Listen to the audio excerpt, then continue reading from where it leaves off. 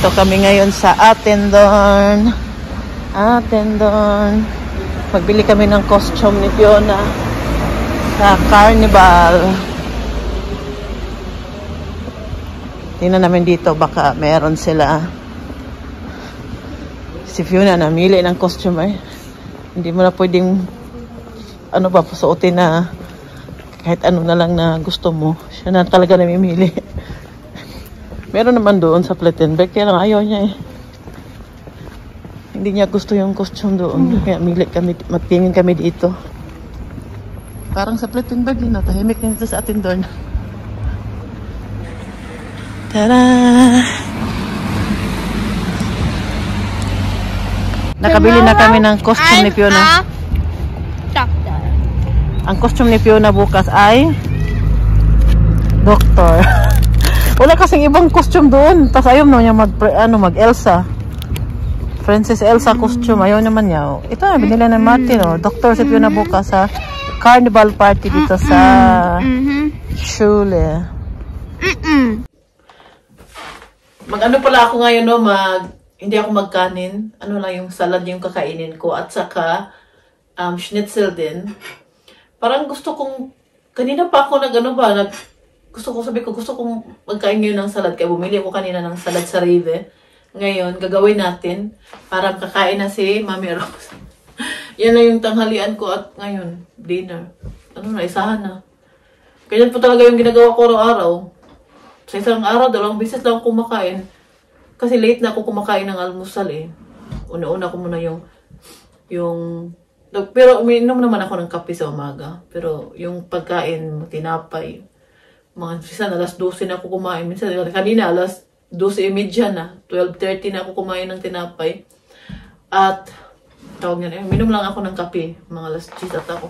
Maaga ako minum ng kape kasi umalis kami kanina. Pumunta kami ng Attendorn. Nagbili ka nga kami ng costume ni Fiona, no? Pinakita ko nga sa inyo kanina doon. Ayan na yung costume ni Fiona, si Dr. Fiona! Hi! Ilagay na eh. Du musst jetzt duschen, geh jetzt gleich unten. Oder isst du erstmal Reis und Schnitzel? Mama, kann ich das morgen machen? Nein, geht nicht. Heute. Morgen will ich das mehr trecken. Du hast nicht gestern geduscht wohl, gewaschen, ne? Also muss das heute passieren. Nicht, Paulinchen, Fiona? Kannst du jetzt essen? Ich bin müde. Schnitzel? Inantok na daw siya. Tingnan niyo yung suot niya. Ganda ng costume ni Fiona. Yeah, das ist me. Ayan na ang salad. Salad muna tayo ngayon. Lagyan natin ng balsamico. Gusto ko itong balsamico ba? May pagkaasim-asim siya. Balsamico nga ba ito? Galing pa ito ng Italy, oh.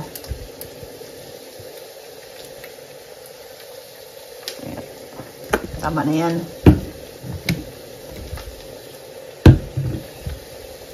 Ayan na ang schnitzel, oh. Meron din tayo ditong frikadellen. Ininit ko lang siya. Ito ang sa akin. Ito kay Michelle, Philip at Fiona. Tig-isa sila. At ito naman sa akin, frikadellen. Partner ko sa salad.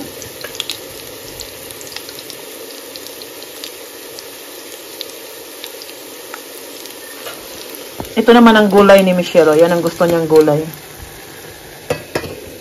Yung kanin. Ito naman kay Uma. Kakain na tayo kay gutom na ang bitok. Kain na tayo maya-maya.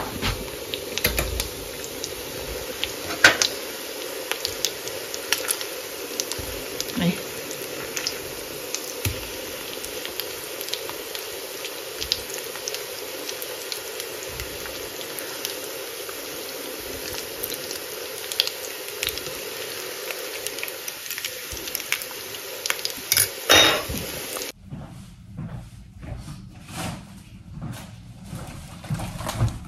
Galing tayo sa Aldi dahil nagbukas po yung bagong Aldi dito sa amin.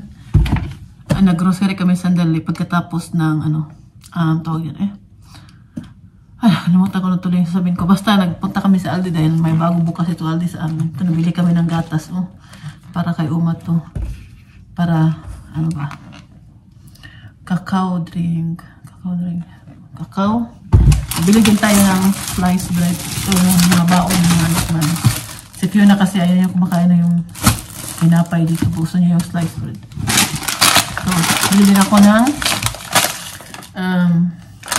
bihon dahil magagawa ako ng pansit sa birthday ni Fiona. Bili din tayo ng sausage.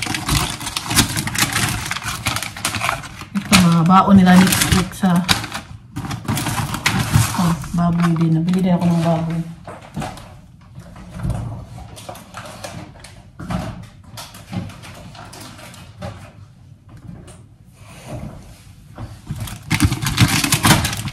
Ito, mozzarella.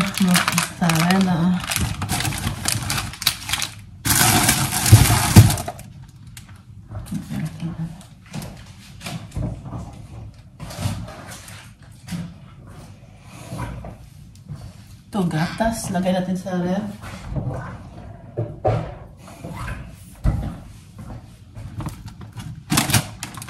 Bili ako ng pagkain na pusa na. Chocolate. Ito ay napanalunan ng namin doon. Binigay lang sa amin.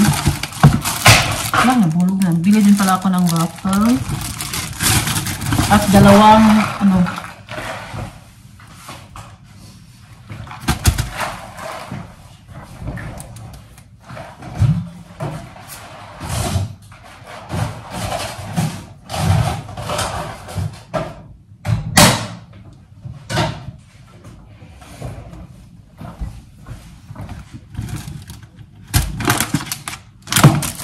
ito naman yung iba sa taas to. Galing ito siya sa taas.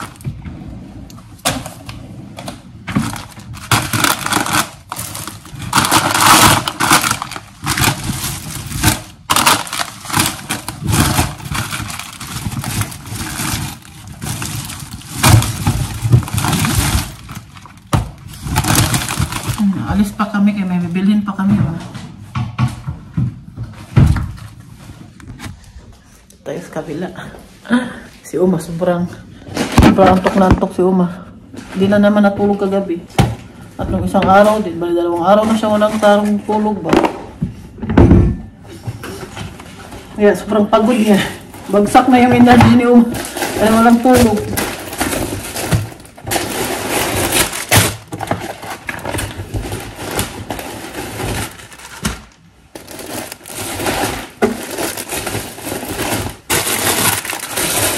So, galing ko siya sa taas dahil punta ako sa taas namin. Bilang ko sa kusina. Alis muna kami.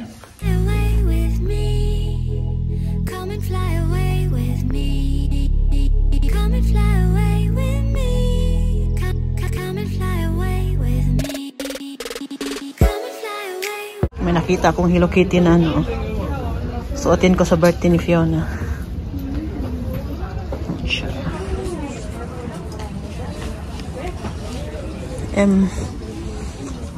Meron din dito Hello Kitty, pero kulay pink yung bibilhin ko. Kay pink man yung ni Fiona. Ngala size L yung kailangan ko, size L. Ito size L.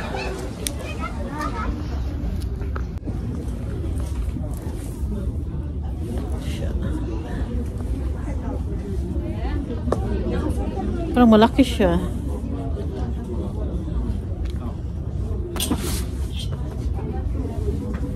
Hindi silang Mickey Mouse, Ang ganito.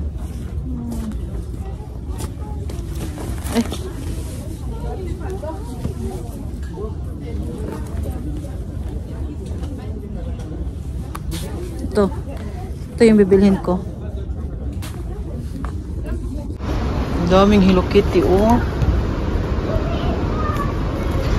Ito euro 50 siya. Bibilhan ko si Fiona nito. Ito po, mga bag.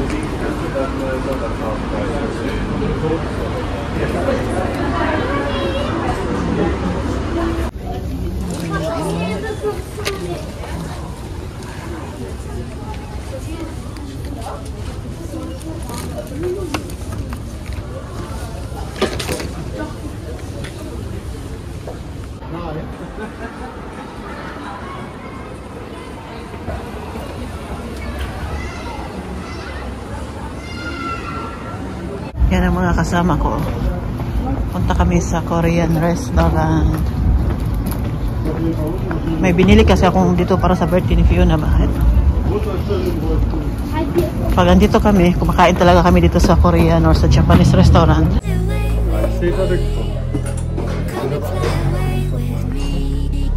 Hindi ka man rice, Steve. Extra. Extra.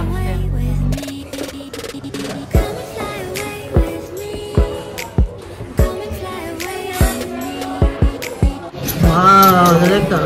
Buti lang kaya. Korean noodles. Bibimbap. Bakit yung tiyan ko ba? Dito kami kumain sa Namo Restaurant. Sa paborito namin dito sa Korean restaurant sa Dortmund. Sabi nung sabi nung waitress ba, sabi niya, swerte daw kami palagi pag pumupunta kami dito kay may talaga kami may maupuan. Kahit hindi kami nagpa-reserve, hindi kami tumawag. Dapat lang talaga kay uy, 9? Dapat lang talaga kay galing pa kami in Plettenberg, nagbiyahe pa kami punta dito. May binili naman kasi kami, nagpasama si Tobias ba. Pupunta sana ako ng Badlaspi ngayon. Hindi natuloy kay nag-concert man sila Fiona, tas late na natapos, na nag-grocery pa kami. Kailangan din namin mag-grocery kayo. Lang pangbaon tong mga anak namin next week. Ay, wala pala silang pasok Lunes kay carnival.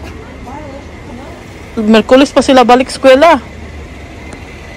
Hintay namin si Martin at Tobias kay nagbayad pa sila. Ahay na kami. Kauuwi lang namin. Galing kami ng Dortmund. Dahil kanina pagkatapos ng concert ni Fiona doon sa city, nag-concert kasi sila sa carnival, yung sa violin ni Fiona. At tumawag si Tobias, magpadala siya ng pera kay Raquela. Ako kasi nagpapadala kasi hindi naman alam ni Tobias kung paano magpadala ng pera sa Pinas. Ako nagpapadala dahil si Raquela kasi pupunta ng Manila next week, mag-apply na ng kanyang visa.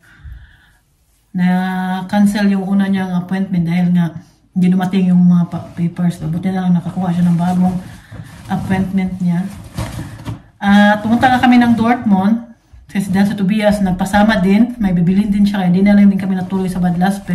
Okay na lang din na hindi kami natuloy doon dahil may importante din kasi may importante siyang binili ba. Nagpasama siya sa amin doon sa Dortmund. Kaya pumunta na lang din ako doon sa Primark at ito. Kasi minsan kailangan natin unahin yung mga importanteng bagay sa pamilya natin ba. Kung wala lang sanang mga appointment ngayon, kung walang concert si Fiona, pumunta talaga kami doon na timing man na may concert. Tas noong lang yan sinabi, Merkulis ata yun o the Muibes. Basta late siya sinabi. Nag-email kay Martin yung niya. Teacher ni Fiona, nag-email kay Martin yun nga, may concert sila ngayon sa carnival, mag-costume sila. Kaya suot na naman ni Fiona kanina yung doktor na costume niya. Kaya sabi ko, kay Martin, hindi lang tayo pupunta ng Badlaspi dahil nga yung late na natapos, tas mag-grocery pa kami.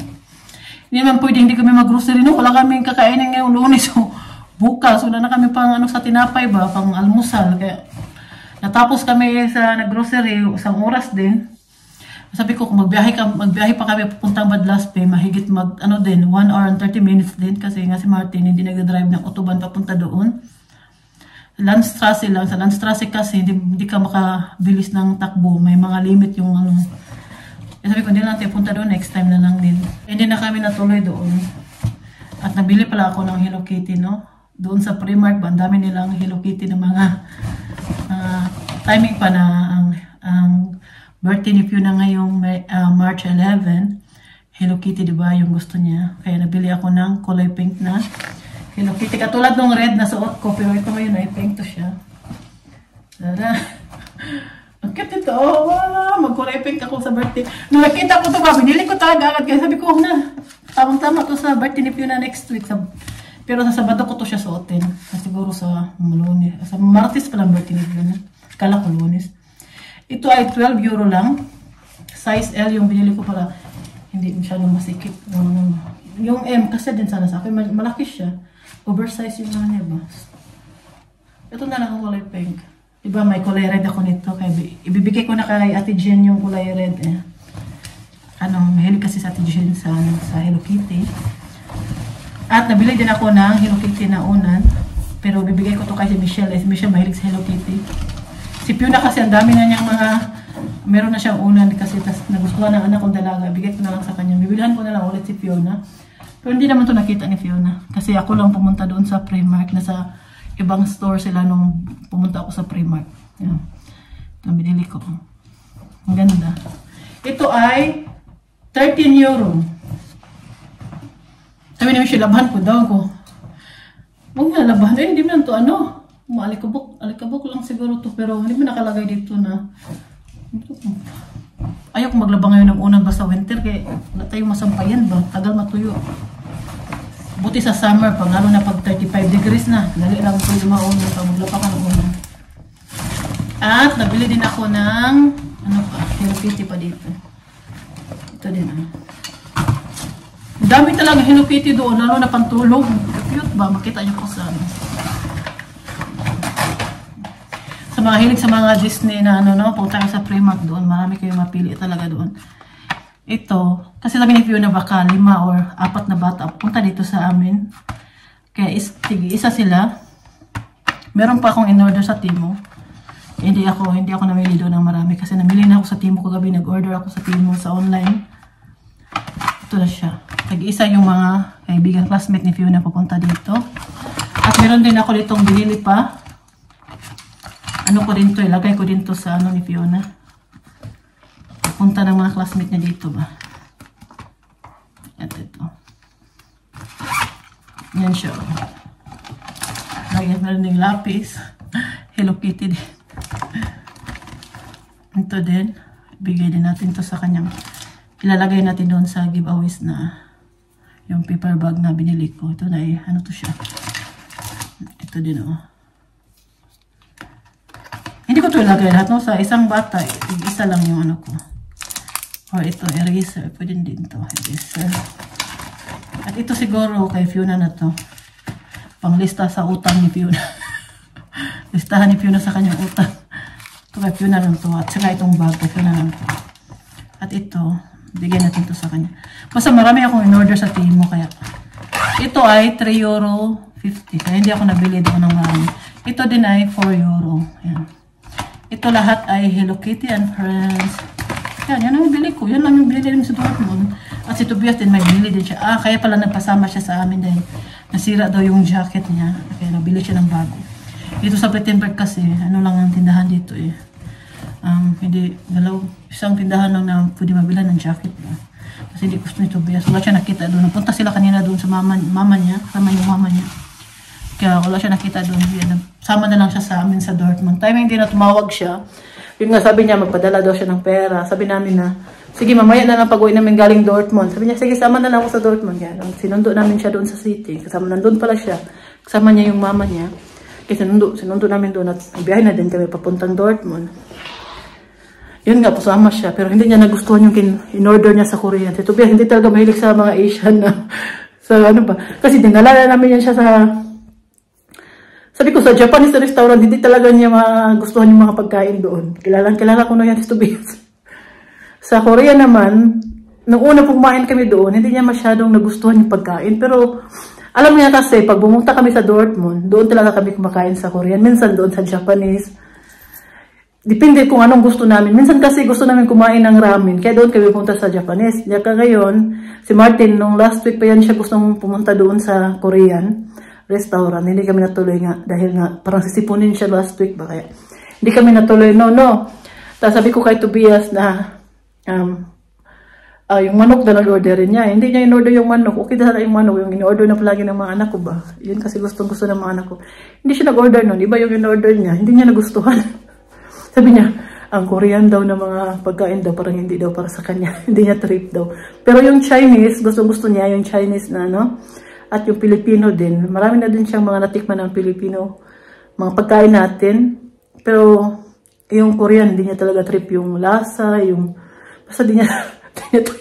Sabi ko, lalo na siguro sa Japanese restaurant, hindi talaga namin yung dalhin sa Japanese restaurant dahil minsan mili talaga yun siya ng pagkain. Rakila. Yung, namili ng pagkain.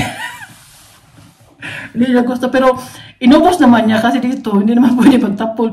Lalo yung mga German, no? Lalo na pag, hindi sila may magtapon-tapon na pagkain. Kinain naman niya pero hindi niya inubos dahil ang dami daw din kasing gulay doon sa, in order niya. Alam niyo po, no? Kahapon pa bang katikati ng ulo ko. Naligo na ako kagabi.